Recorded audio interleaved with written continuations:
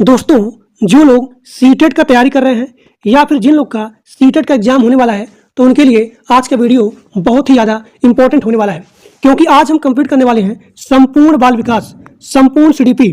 जो लोग नहीं जानते हैं उनको मैं बताना चाहता हूं कि सीटेट एक ऐसा एग्जाम है जहां पे सारे क्वेश्चन प्रीवियस ईयर के आते हैं, तो आज हम कंप्लीट करने वाले हैं संपूर्ण विकास यानी कि संपूर्ण बाल विकास, यानी कि अभी तक जितने क्वेश्चन आए हैं बाल विकास में उन सभी को आज हम कंप्लीट करने वाले हैं।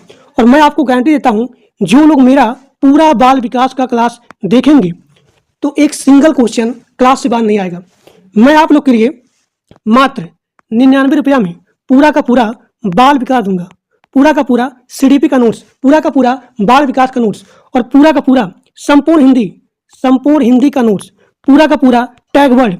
जो लोग पूरा टैग वर्ड पढ़ लेंगे, मैं आपको गारंटी देता हूं एक सिंगल क्वेश्चन यानी कि टैग वर्ड की सहायता से आप किसी भी क्वेश्चन को आसानी से सॉल्व कर सकते हो। तो 99 रुपया में बाल विकास, संपूर्ण हिंदी, संपूर्ण टैग वर्ड और यहाँ पे ईवीएस का नोट्स और यहाँ पे जो भी मॉडल पेपर हो गया, एमसीक्यू हो गया, उन सभी को मात्र 99 रुपया में देने वाले हैं। जो लोग केवल यहाँ पे इतना क्वेश्चन, इतना पीडीएफ, इतना नोट्स पढ़ लेंगे, मैं आपको गारंटी देता हूँ कि सभी लोग सीटेट में बड़े ही आसानी से पास हो जाएंगे। और जो लोग नोट्स लेना चाहते हैं तो आपकी स्क्रीन पे एक नंबर दिख रहा है, इसी नंबर पे मात्र 99 रुपया पेमेंट करना है और उस पेमेंट का स्क्रीनशॉट इसी नंबर के व्हाट्सएप भेज देना है और आपको वहीं पे सारा का सारा नोट्स मिल जाएगा। तो चलिए क्लास को स्टार्ट करते हैं बिना किसी देर किए। ये सारे क्वेश्चन बहुत ही इंपॉर्टेंट है and these are question are multiple time repeated in your previous paper, so everyone watch full video without any skip. यहाँ पे पहला क्वेश्चन है, किशोरावस्था को तूफानों की अवस्था कहा जाता है। किसने कहा था? तो स्टैनली हॉल ने कहा था किशोरावस्था को तूफानों का अवस्था। अब यहाँ पे आपका अगला क्वेश्चन है, नैतिक विकास का सिद्धांत किसने दिया था? इसका आंसर है कोहलबर्ग ने। अब देखिए, अगर हम लोग ट्रिक के साथ याद करें तो जब आपका मन, जब आप मोरल हो, नैतिक हो, तो आप कितने भी बड़े बड़े प्रॉब्लम को आसानी से हल कर सकते हो, यानी कि कोहलबर्ग। ठीक। अब यहाँ पे आपका अगला क्वेश्चन है, बाल विकास का उद्देश्य क्या है? तो बाल विकास का उद्देश्य होता है सर्वांगीण डेवलपमेंट करना, सर्वांगीण विकास करना। अब यहाँ देखिए चौथा क्वेश्चन, मूल प्रवृत्ति का सिद्धांत किसने दिया था? तो मूल प्रवृत्ति का सिद्धांत दिया था मैकडूगल ने। मूल प्रवृत्ति का सिद्धांत किसने दिया था? मैकडूगल ने। मैं एक क्वेश्चन को कम से कम 2 बार 3 बार बोलूंगा ताकि आपको इसी क्लास में सारे क्वेश्चन का आंसर आसानी से याद हो जाए। मन की उत्तेजित दशा, क्रोध, खुशी आदि को क्या कहते हैं? तो इसको कहते हैं संवेग। मन की उत्तेजित दशा, क्रोध, खुशी, इनको बोला जाता है संवेग। अब यहाँ पे आपका अगला क्वेश्चन है, आवश्यकता का पद सोपान सिद्धांत किसने दिया था? तो आवश्यकता का पद सोपान सिद्धांत दिया था अब्राहिम मैस्लो। बुद्धि का सामान्य व विशिष्ट सिद्धांत किसने दिया था? तो स्पीयरमैन ने। बुद्धि का सामान्य व विशिष्ट सिद्धांत दिया था स्पीयरमैन ने। अब यहाँ पे आपका अगला क्वेश्चन है, सीखने के सिद्धांत को किसने दिया था? यानी कि सीखने का सिद्धांत किसने दिया था? तो थॉर्नडाइक ने दिया था सीखने का सिद्धांत दिया था थॉर्नडाइक। अब यहाँ पे आपका अगला क्वेश्चन है, मानव में अस्थायी परिवर्तन को क्या कहा जाता है? मानव में अस्थायी परिवर्तन को कहा जाता है अधिगम। अब यहाँ पे आपका अगला क्वेश्चन है, खेल पद्धति के जनक किसे माना जाता है? तो खेल पद्धति के जनक को माना जाता है हेनरी कुक। ह्यूरिस्टिक पद्धति है, इसके जनक कौन है? तो इसके जनक आते हैं आर्मस्ट्रांग। प्रोजेक्ट पद्धति के जनक कौन है? तो प्रोजेक्ट पद्धति के जनक हैं विलियम हर्ड किलपैट्रिक।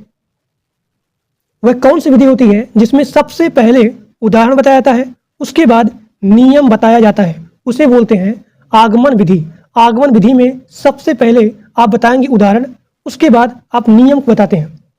अब यहाँ पे आपका अगला क्वेश्चन है, वह कौन सी विधि है जिसमें पहले नियम बताया जाता है उसके बाद उदाहरण? तो उसे बोलते हैं निगमन विधि। ये दोनों क्वेश्चन बहुत इंपॉर्टेंट है। एक बार फिर से बोलता हूँ, वह कौन सी विधि है जिसमें सबसे पहले उदाहरण उसके बाद नियम? उसे बोलेंगे आगमन। ठीक। और अगर आप इसको उल्टा करोगे, सबसे पहले नियम उसके बाद उदाहरण, उसे बोलेंगे निगमन विधि। निगमन विधि में सबसे पहले नियम आता है, उसके बाद उदाहरण आता है। अब यहाँ पे आपका अगला क्वेश्चन है, क्वेश्चन नंबर 15। देखो, सुनो और समझो। देखो, सुनो और समझो किस विधि पर आधारित है? इसे बोलते हैं प्रदर्शन विधि। एक बार फिर से बोलूंगा, प्रदर्शन विधि में देखो, सुनो और समझना होता है। पहले आप देखेंगे, उसके बाद सुनेंगे और उसके बाद समझेंगे। इसे बोलते हैं प्रदर्शन विधि। प्रदर्शन विधि। अब यहाँ पे आपका अगला क्वेश्चन है, देखो, सुनो और बोलो। देखो, सुनो और बोलो किस विधि पर आधारित है? इसे बोलते हैं प्रयोगात्मक विधि। यहाँ देखिए, इसमें क्या था, देखो, सुनो और समझो, यानी कि देखो, सुनो और समझो। आपको पहले देखना है, सुनना है, उसके बाद समझना है, उसे बोलेंगे प्रदर्शन। लेकिन अगर यहाँ पे पूछा जाए देखो, सुनो और बोलो, यानी कि आप यहाँ पे करेंगे प्रयोगात्मक विधि। देखना है, सुनना है, उसके बाद बोलना है। अब यहाँ पे आपका अगला क्वेश्चन है, किस विधि में शिक्षण सूत्र का प्रयोग होता है? किस विधि में शिक्षण सूत्र का प्रयोग होता है? उसे बोलेंगे आगमन विधि। आगमन विधि में शिक्षण सूत्र का प्रयोग होता है। आगमन विधि किसे कहते हैं बताइए? जो लोग कमेंट में, जो लोग यहाँ पे लाइव देख रहे हैं, वो लोग बताएंगे कि आगमन विधि किसे कहते हैं। आगमन विधि में क्या होता है? अगला क्वेश्चन, करके सीखने। पहले आपको करना है, तब सीखना है, यानी कि आप यहाँ पे प्रैक्टिकल काम कर रहे हो, प्रैक्टिकल काम को करके सीख रहे हो, उसे बोलेंगे प्रयोगशाला विधि। प्रयोगशाला विधि, इसमें आप करके सीखते हो। अब यहाँ पे आपका अगला क्वेश्चन है, किंडरगार्टन विधि, जिसमें कि आपका आता है LKG UKG। तो इसके जनक कौन है? इसके जनक हैं फ्रोबेल। फ्रोबेल। अब यहाँ देखिए, मैं बताता हूँ इसका ट्रिक। किंडरगार्टन, जब आप गार्डन में जाते हो तो आप फ्री में जाते हो, कोई भी पैसा नहीं देते हो। जो बच्चे होते हैं छोटे छोटे, जब वो जाते हैं गार्डन में तो वो जो है कभी भी पैसा नहीं देते हैं, यानी कि आप फ्री हो, आपको फ्री में जा रहे हो। जो बच्चे हैं खुशी के साथ फ्री में जाएंगे, यानी कि फ्री, यानी कि फ्रोबेल। अब यहाँ पे आपका अगला क्वेश्चन है, मॉन्टेसरी शिक्षा प्रणाली के जनक कौन है? तो मॉन्टेसरी शिक्षा प्रणाली के जनक है डॉक्टर मारिया मॉन्टेसरी। अब यहाँ पे आपका अगला क्वेश्चन है, समीपस्थो विकास का सिद्धांत, यानी कि ZPD का सिद्धांत किसने दिया था? तो वाई गुट्स्की ने। वाई गुट्स्की ने। अब यहाँ पे आपका अगला क्वेश्चन है, डाल्टन पद्धति के जनक कौन है? तो डाल्टन पद्धति के जनक हैं कुमारी हेलन पार्क हर्स्ट। अब यहाँ पे आपका अगला क्वेश्चन है, बच्चों में आधारहीन आत्म चेतना अवस्था का संबंध उसके विकास के किस अवस्था से संबंधित है? तो किशोरा अवस्था से संबंधित है। अब यहाँ पे आपका अगला क्वेश्चन है, डिसलेक्सिया किससे संबंधित है? डिसलेक्सिया संबंधित है पढ़ने से। अब यहाँ पे आपका अगला क्वेश्चन है, श्यामपट्ट को शिक्षण साधन सामग्री के किस समूह में अंतर्मुक्त किया जा सकता है? तो श्यामपट्ट को शिक्षण साधन सामग्री के दृश्य साधन में अंतर्मुक्त किया जा सकता है। अब यहाँ पे आपका अगला क्वेश्चन है, व्यक्तित्व एवं बुद्धि में वंशानुक्रम क्या होती है? तो नाम मात्र की भूमिका होती है। श्यामपट्ट पर लिखते समय सबसे महत्वपूर्ण क्या है? अच्छी लिखावट। अच्छी लिखावट। अगला क्वेश्चन, बुद्धि का तरल मोजेक मॉडल किसने दिया था? बुद्धि का तरल मोजेक मॉडल दिया था कैटल ने। अगला क्वेश्चन, वाई गुट्स्की ने बालकों के विकास के लिए कौन सा सिद्धांत दिया था? एक बार क्वेश्चन आया था कि वाई गुट्स्की ने बालकों के विकास के लिए कौन सा सिद्धांत दिया था? तो उसमें जो है सामाजिक सांस्कृतिक सिद्धांत, ये वाला ऑप्शन नहीं था, उसमें था संज्ञानात्मक विकास। अब बहुत लोग यहाँ पे डाउट हो गए कि ये क्वेश्चन जो है इसने गलत बताया है, जबकि प्रीवियस पेपर का था उसमें ऑप्शन था केवल संज्ञानात्मक विकास, उसमें सामाजिक सांस्कृतिक सिद्धांत ये जो है ऑप्शन नहीं था। तो बहुत लोग यहाँ पे गलत ऑप्शन टिक करके आए थे। देखिए, इसका जो भी सही आंसर होगा वो होगा सामाजिक सांस्कृतिक सिद्धांत। लेकिन सामाजिक सांस्कृतिक सिद्धांत से क्या होगा? इसी के अनुसार जो है आपका मानसिक विकास होता है। यानी कि जो इन्होंने सिद्धांत दिया था वो दिया था सोशियो कल्चर थ्योरी, यानी कि सामाजिक सांस्कृतिक सिद्धांत। इसमें क्या होता है? संज्ञानात्मक यानी कि मानसिक विकास होता है, जिसके फलस्वरूप सामाजिक अंतःक्रियाओं सांस्कृतिक एवं भाषा के माध्यम से होता है। तो इन्होंने दिया था सामाजिक सांस्कृतिक सिद्धांत। अगला क्वेश्चन आपका है, वाइगोत्स्की ने संज्ञानात्मक विकास का सिद्धांत और किस नाम से जाना जाता है? तो वाइगोत्स्की का जो भी यहाँ पे संज्ञानात्मक विकास है वो जाना जाता है सामाजिक सांस्कृतिक सिद्धांत के नाम से। अब यहाँ पे आपका अगला क्वेश्चन है, संज्ञानात्मक विकास का सिद्धांत कितने विद्वानों ने दिया था? तो संज्ञानात्मक विकास 3 विद्वानों ने दिया था। पहला आपका है जीन पियाजे, दूसरा आपका है ब्रूनर और तीसरा है वाइगोत्स्की। ठीक, एक बार फिर से बोलता हूं, संज्ञानात्मक यानी कि मानसिक विकास का सिद्धांत कितने विद्वानों ने दिया था? तो इसका आंसर होगा 3 विद्वानों ने दिया था, जिसका नाम है पहला जीन पियाजे, दूसरा है ब्रूनर और यहाँ पे तीसरा है वाइगोत्स्की। अगला क्वेश्चन, वाइगोत्स्की के अनुसार बालकों का संज्ञानात्मक विकास किसके द्वारा संभव है? तो अधिगम के द्वारा। अब यहाँ देखिए, अधिगम का मतलब क्या होता है? अधिगम का मतलब होता है सीखना। अपनी चारों तरफ जो आप देख करके सीखते हो, या फिर अपने समाज में, या फिर अपनी चारों तरफ देख करके जो भी यहाँ पे आप अपने अंदर ग्रहण करते हो, उसे बोलते हैं अधिगम, यानी कि सीखना, लर्न करना। तो इसका आंसर हो जाएगा अधिगम। अब यहाँ पे आपका अगला क्वेश्चन है, बालक का सामाजिकरण कब प्रारंभ होता है? तो बालक का सामाजिकरण प्रारंभ होता है 0 से 5 वर्ष की अवस्था में। इसे बोलते हैं शैशव अवस्था। अब देखिए, अब यहाँ पे आपका अगला क्वेश्चन है, सामाजिकरण में बालक सबसे पहले किसको पहचानता है? इसका आंसर हो जाएगा अपनी माँ को। अगला क्वेश्चन, बालक का सामाजिकरण कब पूर्ण होता है? इसका आंसर हो जाएगा किशोरावस्था में। बालक के गिरोह की अवस्था कौन सी कहलाती है? बाल्यावस्था। अब यहाँ पे आपका अगला क्वेश्चन है, बालक में नकारात्मक सोच कौन सी अवस्था में उत्पन्न होता है? तो नकारात्मक सोच होता है उत्पन्न किशोरावस्था में। अगला क्वेश्चन, सामाजिक अधिगम का सिद्धांत किसने दिया था? सामाजिक अधिगम का सिद्धांत दिया था अल्बर्ट बंडूरा ने। अगला क्वेश्चन, स्कीमा सिद्धांत के जनक कौन है?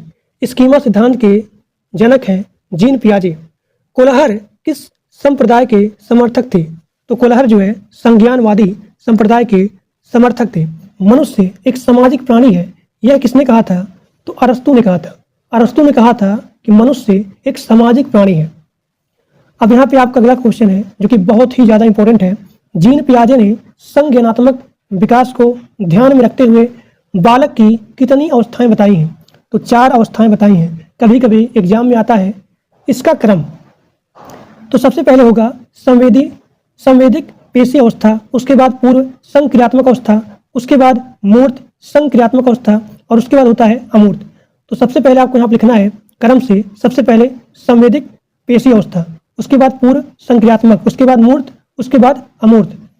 अब देखिए, कभी कभी इसका एज भी पूछ लेता है। तो संवेदिक पेशी अवस्था में आता है जन्म से 2 वर्ष, पूर्व संक्रियात्मक अवस्था 2 से 7 वर्ष, उसके बाद मूर्त संक्रियात्मक अवस्था।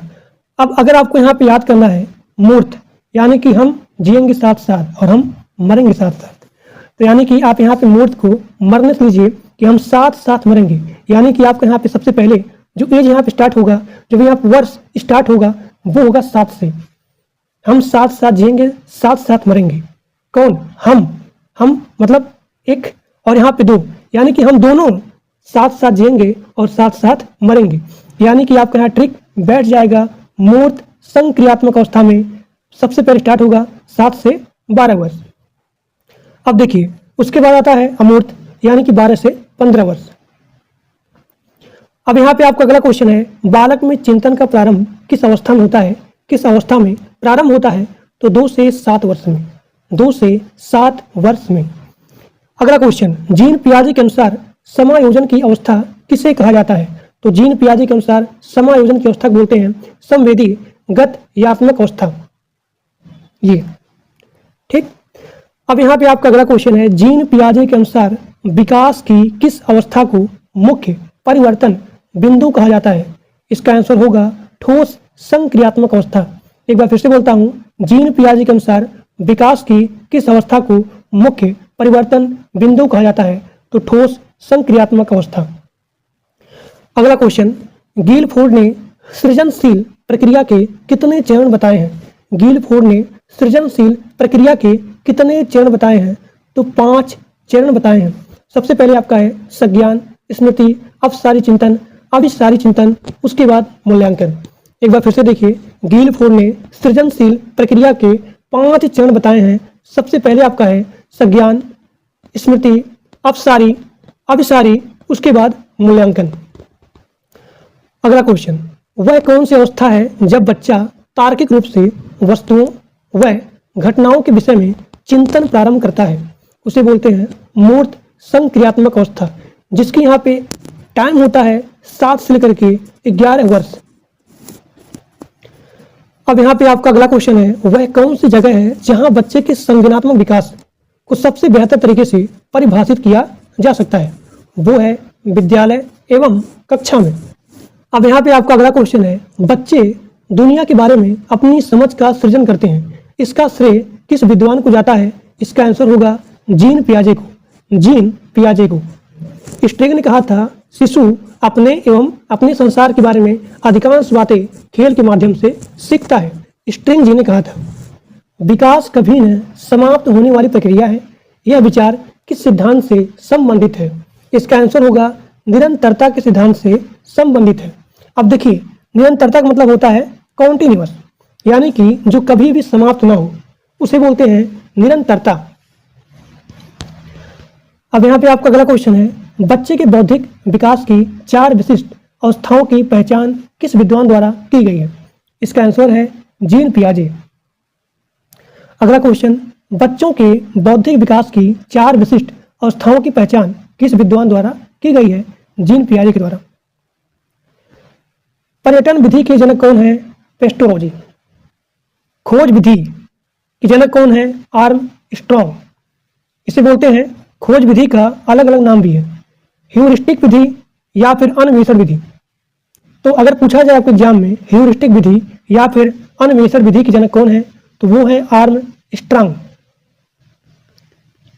अन्वेषण विधि के जनक कौन है? देखिए, आर्म स्ट्रॉन्ग।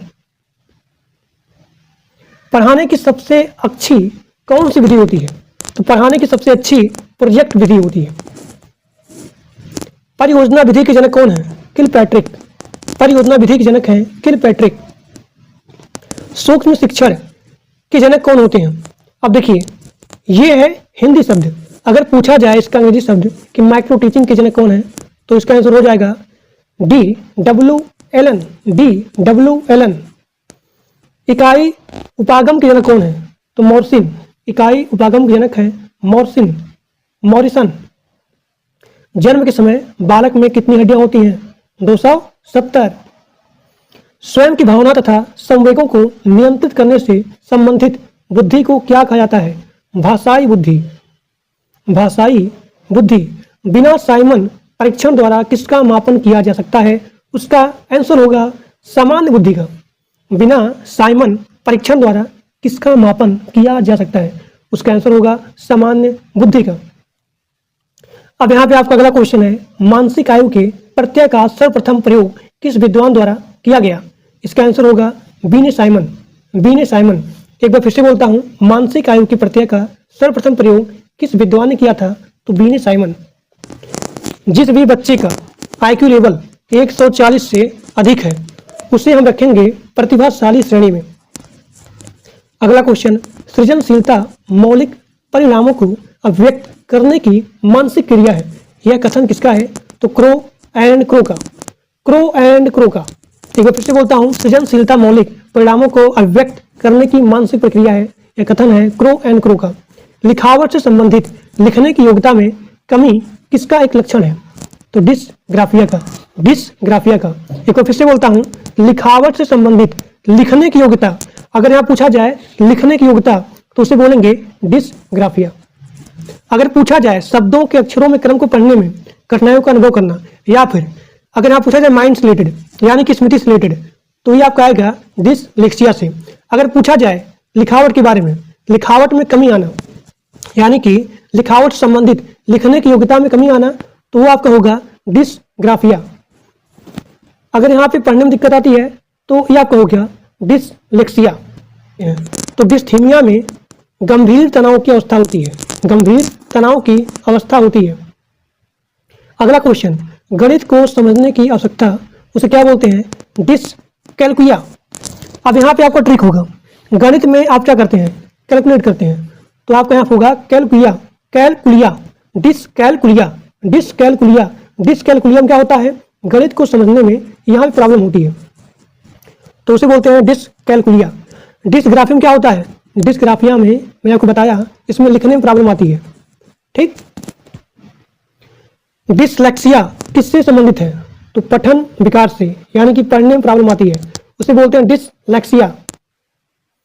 और अगर मैं आपसे पूछूं गंभीर तनाव की अवस्था, उसे क्या बोलेंगे? बताइए। अगला क्वेश्चन, निम्नलिखित में से मौखिक रूप से सीखने की कमी, यानी कि अगर आपको मैं मौखिक रूप समझाऊं और अगर आपको उसमें प्रॉब्लम आती है, उसे बोलते हैं अफेजिया। तो निम्नलिखित में से, यहाँ पे बहुत सारे ऑप्शन दिए गए थे, उसे पूछा गया था कि निम्नलिखित में से मौखिक रूप से सीखने में अशक्ता कौन सी है? उसे बोलते हैं अफेजिया। क्षेत्र सिद्धांत का जनक किसे कहा जाता है? आपका आंसर होगा कर्ट लेविन। कर्ट लेविन किस विचारधारा से प्रभावित थे? तो कर्ट लेविन गेस्टाल्टवादी विचारधारा से संबंधित थे। एक बार फिर से देखिए, अगर पूछा जाए कि क्षेत्र सिद्धांत का जनक कर्ट लेविन, अब यहाँ पे पूछा गया है जो कि बहुत इंपॉर्टेंट है कि कर्ट लेविन किस विचारधारा से संबंधित थे? तो गेस्टाल्टवादी विचारधारा से संबंधित थे। कर्ट लेविन किस विचारधारा के समर्थक थे? तो संज्ञानवादी। अब यहाँ पे आपका अगला क्वेश्चन है, कर्ट लेविन के क्षेत्र सिद्धांत में क्षेत्र का अर्थ क्या है? तो जीवन में विभिन्न क्षेत्रों से, आपकी लाइफ से, आपके जीवन के विभिन्न क्षेत्रों से।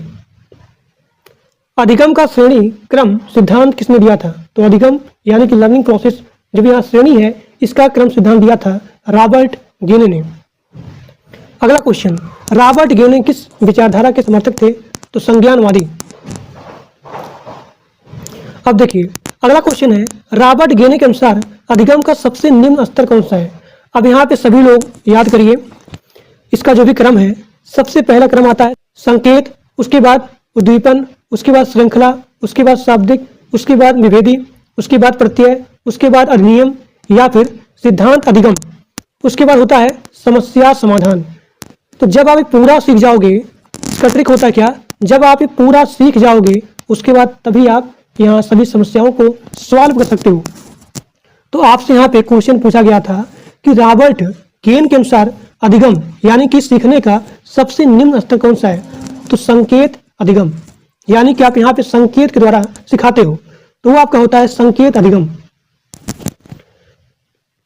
अगला क्वेश्चन, रॉबर्ट गेन के अनुसार अधिगम का सबसे उच्च स्तर क्या है? देखिए, सबसे उच्च, तो सबसे उच्च यहाँ पे क्या था? समस्या समाधान अधिगम, समस्या समाधान अधिगम। ठीक, तो इसका आंसर हो गया ये। सुल्तान नाम के चिंपांजी पर किस वैज्ञानिक ने प्रयोग किया था? तो कोहलर जी ने किया था। चूहे पर किस वैज्ञानिक ने प्रयोग किया था? स्किनर ने। बुद्धि का प्रदर्श नमूना यानी कि सैंपल सिद्धांत किसने दिया था? थॉमसन ने। बुद्धि को मापने के लिए मानसिक आयु सम प्रत्यय किस विद्वान ने दिया था? तो अल्फ्रेड बीने ने। कब दिया था? 1905 में।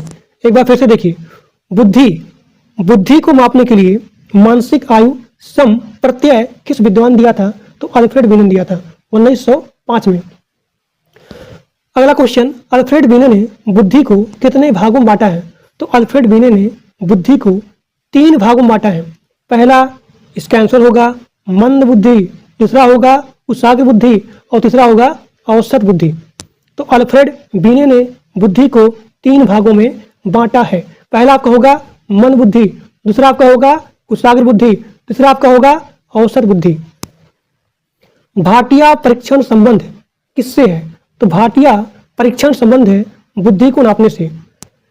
एक बार फिर से बोलता हूं क्योंकि क्वेश्चन बहुत इंपॉर्टेंट है, पूछा गया था multiple time. These are question are multiple time repeated in your previous paper कि भाटिया परीक्षण किससे संबंधित है?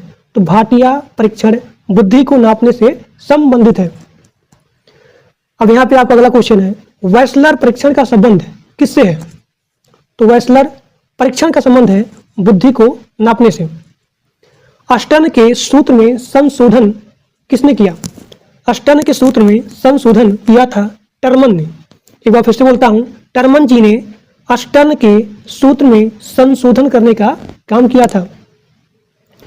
अगला क्वेश्चन, बुद्धि को मापने के लिए पहली मनोवैज्ञानिक प्रयोगशाला कहाँ बनाई गई है? तो जर्मनी में। कब? 1879 में। अगला क्वेश्चन, बुद्धि का विचलन बुद्धि सिद्धांत किसने दिया था?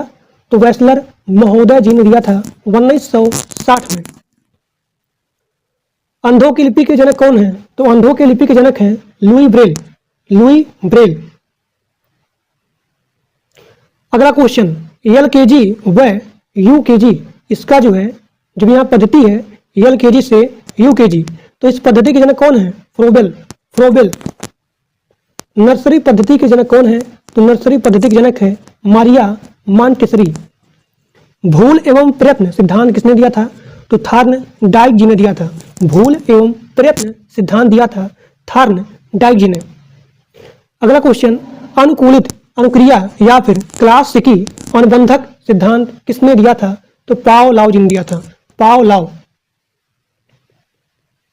और मैं अगर इसका जो है ट्रिक बताऊं कि अनुकूलित अनुक्रिया या फिर क्लास, जब आपको बहुत ही ज्यादा लव हो जाता है, प्यार हो जाता है, तो आप पूरा यहाँ पे क्या होते हैं, अपने जो भी यहाँ पे सपोज के यहाँ प्रेमिका है वो आपकी लगाती है क्लास, और आप वहाँ पे पूरा कूल नहीं रहते हो, अनुकूल रहते हो।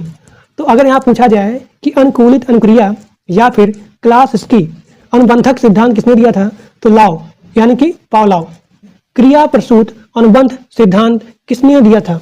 तो स्किनर जी ने दिया था क्रिया प्रसूत अनुबंध सिद्धांत। अब यहाँ पे आपका अगला क्वेश्चन है, जीन पियाजे किस विचारधारा के समर्थक थे? तो जीन पियाजे संज्ञानात्मक विचारधारा के समर्थक थे, क्योंकि अगर आपका यहाँ पे संज्ञानात्मक विकास होगा तभी आपका सामाजिक एवं सांस्कृतिक विकास होगा। तो इसीलिए जीन पियाजे हमेशा संज्ञानात्मक विचारधारा के समर्थक थे। जीन पियाजे किस देश के निवासी थे? तो स्विट्जरलैंड। अब यहाँ पे आपका अगला क्वेश्चन है, वह कौन वैज्ञानिक हैं जो पहले जीव विज्ञान के प्रोफेसर थे, बाद में मनोविज्ञान के प्रोफेसर बने हैं? उनका नाम है जीन पियाजे। तो जीन पियाजे सबसे पहले जीव विज्ञान के प्रोफेसर थे, उसके बाद मनोविज्ञान के प्रोफेसर बन गए। अब यहाँ पे आपका अगला क्वेश्चन है, बालक के व्यक्तित्व के सर्वांगीण विकास के लिए शिक्षक को बालक के कौन सी जानकारी होनी चाहिए? यानी कि अगर शिक्षक को बालक का सर्वांगीण विकास करना है तो बालक का कौन सा जानकारी शिक्षक के पास होना चाहिए? इसका आंसर हो जाएगा व्यवहार। अगर शिक्षक को बालक के व्यवहार के बारे में जानकारी है तभी उसका सर्वांगीण विकास कर सकता है। सर्वांगीण विकास कहने का मतलब क्या हुआ कि बच्चे का मानसिक विकास करना, बच्चे का सामाजिक विकास करना, बच्चे का सांस्कृतिक विकास करना, इसे बोलते हैं सर्वांगीण विकास करना। यानी कि मानसिक विकास, यानी कि सामाजिक विकास, यानी कि यहाँ पे आपको हो गया सांस्कृतिक विकास। तो बालक का सर्वांगीण विकास कब होगा? जब शिक्षक को बच्चे के व्यवहार के बारे में जानकारी होगी। अगला क्वेश्चन, बच्चे फिल्मों में दिखाए गए हिंसात्मक व्यवहार को सीख सकते हैं, यह निष्कर्ष किस मनोवैज्ञानिक द्वारा किए गए कार्य पर आधारित है? इसका आंसर हो जाएगा एल्बर्ट बंडुरा। एल्बर्ट बंडुरा जो है मनोवैज्ञानिक, उन्होंने बताया कि बच्चे फिल्म में दिखाए गए हिंसात्मक व्यवहार को सीख सकते हैं। समाजीकरण का अर्थ क्या होता है? समाजीकरण का अर्थ होता है समाज में समायोजित होना, समाज में घुल मिल जाना, समाज में समायोजित होना, उसे कहते हैं समाजीकरण। सबसे अधिक गहन और जटिल समाजीकरण कौन सी अवस्था होती है? सबसे अधिक गहन और जटिल समाजीकरण कौन सी अवस्था होती है? उसे बोलते हैं किशोरावस्था के दौरान। किशोरावस्था के दौरान शिशु में सबसे अधिक गहन और जटिल समाजीकरण होती है। अपनी कक्षा के बच्चों में समाजीकरण की प्रक्रिया को तेज करने के लिए शिक्षक को अपना बर्ताव कौन सा रखना चाहिए? तो प्रेम भाव से, स्नेह एवं सहानुभूतिपूर्ण। अगला क्वेश्चन, समाजीकरण की प्रक्रिया में अनुकरण को उपयोगी तथा विकासात्मक बनाने के लिए आवश्यक तत्व कौन सा है? तो परिवार एवं पड़ोस। कोहल वर्ग के अनुसार सही और गलत, कोहल वर्ग के अनुसार सही और गलत के प्रश्नों के बारे में निर्णय लेने में शामिल चिंतन प्रक्रिया को कहा जाता है नैतिक तर्कणा। पियाजे के अनुसार संज्ञानात्मक विकास के लिए किस चरण पर बच्चा वस्तु अस्थायित्व को प्रदर्शित करता है? इसका आंसर हो जाएगा मूर्त संक्रियात्मक अवस्था। वह स्तर जिसमें बच्चा किसी वस्तु एवं घटना के बारे में तार्किक रूप से सोचना शुरू करता है उसे बोलते हैं पूर्व क्रियात्मक अवस्था। अधिगम कितने प्रकार के होते हैं? अधिगम अंतरण कितने प्रकार के होते हैं? तो पहला आपका हो गया धनात्मक, शून्यात्मक और तीसरा आपका है ऋणात्मक, यानी कि प्लस, जीरो और यहाँ पे ऋण। तो अधिगम अंतरण 3 प्रकार के होते हैं, धनात्मक, शून्यात्मक और यहाँ पे ऋणात्मक। धनात्मक अंतरण कितने प्रकार के होते हैं? 3 प्रकार के। पहला क्षैतिज, उसके बाद ऊर्ध्वज यानी कि लंबवत और उसके बाद द्विपार्श्विक। गणित संबंधी, देखिए गणित में आप क्या करते हो? कैलकुलेट करते हो, यानी कि डिसकैलकुलिया। पठन में यानी कि पढ़ने में अगर यहाँ पे असमर्थता है उसे बोलते हैं डिसलेक्सिया। लिखने में अब यहाँ देखिए बहुत सारे लोगों का डाउट होता है पढ़ने में लिखने में क्या होता है, कौन सा विकार होता है? तो पढ़ने संबंधी में डिसलेक्सिया और यहाँ पे लिखने में तो आप यहाँ ट्रिक देखिए, यहाँ लास्ट में ग्राफ, यानी कि अगर आप आपका ग्राफ होगा, जैसे कि अगर मुझे लिखना है रे, तो अगर मैं इसको अच्छे से हमें ग्राफ करने आता है तो मैं सही से लिख लूँगा। तो जहाँ भी लिखने हैं यानी कि तुरंत आप यहाँ अपने माइंड में नोट करिए ग्राफ, यानी कि डिसग्राफिया। और अगर यहाँ पढ़ने में तो यहाँ पे लेक्सिया। लैक मतलब कमी है, किसमें कमी है? पढ़ने में, तो dyslexia. So the are trick for learn पढ़ने एंड लिखने। अब यहाँ देखिए, अगर यहाँ पूछा जाए कि लिखना, पढ़ना और बोलना संबंधित विकारों को क्या कहा जाता है? तो डिसप्रैक्सिया। अब यहाँ देखिए, अगर आप सही से प्रैक्टिस नहीं करोगे तो ना ही आप लिख पाओगे, ना ही आप पढ़ पाओगे और ना ही आप बोल पाओगे। तो आपको हो गया डिसप्रैक्सिया। अगला क्वेश्चन, मनोसामाजिक विकास का सिद्धांत किसने दिया था? तो इरिक्सन ने। समायोजन की अवस्था कौन सी अवस्था होती है? शैशवावस्था। समायोजन की अवस्था कौन सी अवस्था होती है? शैशवावस्था। जब बच्चे यहाँ पे शैशवावस्था होते हैं तो सभी के पास यहाँ पे समायोजित हो जाते हैं, तो समायोजन की अवस्था शैशवावस्था में होती है। औपचारिक शिक्षा प्रारंभ होने की उम्र कितनी होती है? 6 वर्ष। औपचारिक शिक्षा किसे कहते हैं? तो औपचारिक शिक्षा कहते हैं जो शिक्षा संस्थानों में, विद्यालय में, स्कूल में दी जाती है उसे बोलते हैं औपचारिक शिक्षा। और यहाँ देखिए, अनौपचारिक क्या होता है? जब आप शिक्षा किसी एक व्यक्ति के पास पर्टिकुलर जाकर देते हो, यानी कि आंगनबाड़ी में दी जाने वाली शिक्षा, घर में दी जाने वाली शिक्षा, तो वो होती है अनौपचारिक। और औपचारिक में क्या होता है? जो शिक्षा संस्थानों में, विद्यालय में, स्कूल में, संस्था में दी जाती है वो होती है औपचारिक। अगला क्वेश्चन, समाजीकरण की क्रिया कब चलती है? तो समाजीकरण की क्रिया जीवन भर चलती है। बालक कितने माह में अपनी माता को पहचानने लगता है? तो 3 माह में। शर्म की अवस्था कौन सी अवस्था कहते हैं? तो शर्म की अवस्था बाल्यावस्था कहते हैं। आपस झगड़े की भावना कौन सी अवस्था होती है? बाल्यावस्था। किस अवस्था में बच्चे अपने समकक्षी वर्ग के सक्रिय सदस्य बनते हैं? किशोरावस्था में। जो उसके जितने समीप होंगे, करीब होंगे, तो उसी के सक्रिय सदस्य बनते हैं। खिलौनों की आयु किस अवस्था को कहा जाता है? तो पूर्व बाल्यावस्था, यानी कि बाल्यावस्था के पहले। जिन इच्छाओं की पूर्ति नहीं होती है उनका भंडार गृह कौन सा है? इदम में। ईदम। अब यहाँ पे आपका अगला क्वेश्चन है, प्रयोजनवाद किसे जन्म दिया? तो प्रयोजनवाद प्रोजेक्ट विधि को जन्म दिया। अगला क्वेश्चन, ईर्ष्या भावना कौन सी अवस्था होती है? ईर्ष्या भावना बाल्यावस्था में होती है। अगला क्वेश्चन, बालक मानव ध्वनि एवं अन्य ध्वनि में अंतर करना कब सीखता है? तो 1 माह में। अगला क्वेश्चन, अंतरामुखी व बहिर्मुखी में से सामाजिक विकास किसका अधिक होता है? तो बहिर्मुखी का। अंतरामुखी में और बहिर्मुखी में, इन दोनों में सामाजिक विकास किसका अधिक होता है? तो बहिर्मुखी का। बहिर्मुखी। एरिक्सन ने अपने मनोसामाजिक सिद्धांत में जीवन काल को कितने अवस्था में बांटा है? तो 8 अवस्था में। एक बार फिर से बोलता हूं, एरिक्सन ने अपने मनोसामाजिक सिद्धांत में जीवन को 8 अवस्था में बांटा है।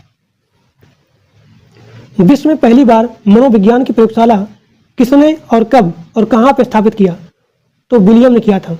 किसने किया था? विलियम ने। कब किया था? 1879 में। कहां पे किया था? जर्मनी में। एक बार फिर से बोलता हूं, विश्व में पहली बार मनोविज्ञान की प्रयोगशाला किसने किया था? कब किया था और कहां पे किया था?